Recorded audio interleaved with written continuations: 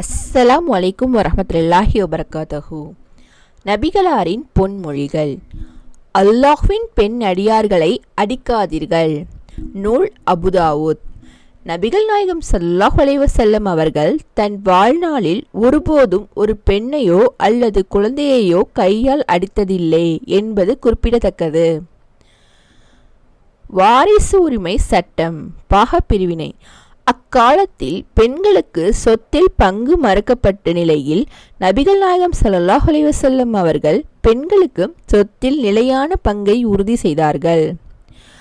ஒரு பெண் மகளாக இருக்கும்போது தந்தையின் சொத்திலும், மனைவியாக இருக்கும்போது கணவனின் சொத்திலும், தாயாக இருக்கும்போது பிள்ளைகளின் சொத்திலும் ஒரு குறிப்பிட்ட விகிதத்தில் பங்கு பெறுவது கட்டாயமாகும்.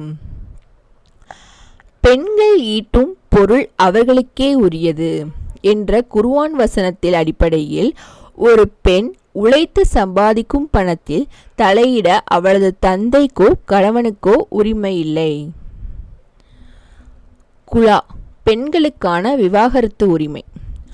ஆண்களுக்கு தலாக் உரிமை இருப்பது போலவே கணவனுடன் வாழ விருப்பம் இல்லாத பெண்களுக்கு குலா என்னும் உரிமை வழங்கப்பட்டுள்ளது. கணவன் கொடுமைக்காரனாக இருந்தாலோ அல்லது அவருடன் சேர்ந்து வாழ பிடிக்கவில்லை என்றாலோ ஒரு பெண் முறைப்படி நீதிபதியிடம் காஜி முறையிட்டு பிரிந்துவிடலாம். நபிகள் நாயகம் ஸல்லல்லாஹு அலைஹி வஸல்லம் அவர்கள் ஒரு பெண்ணின் புகாரை ஏற்று அவர் கொடுத்த மகர் தொகையை திரும்ப கொடுத்துவிட்டு பிரிந்து செல்ல அனுமதி அளித்தார்கள். மகர் மணக்கொடை ஒரு கட்டாய சட்டம். திருமணத்தின் போது ஆண் பெண்ணிற்கு வழங்கும் தொகையே மகர். இது அந்த பெண்ணின் தனிப்பட்ட சொத்தாகும். மகர் கொடுக்காமல் ஒரு திருமணத்தை உறுதி செய்ய முடியாது. கணவன் அதை தனது மனைவியிடமிருந்து பிடுங்கவோ அல்லது அவளது அனுமதியின்றி பயன்படுத்தவோ கூடாது. கைம்பெண் மற்றும் விவாகரத்து பெற்றோர் நலன். சமுதாயத்தில் கைம்பெண்கள் ஒதுக்கப்படுவதை நபிகள் நாயகம் ஸல்லல்லாஹு அலைஹி வஸல்லம் அவர்கள் தடுத்தார்கள்.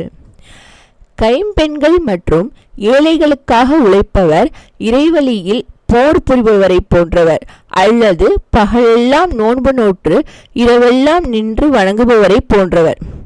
நூல் புகாரி.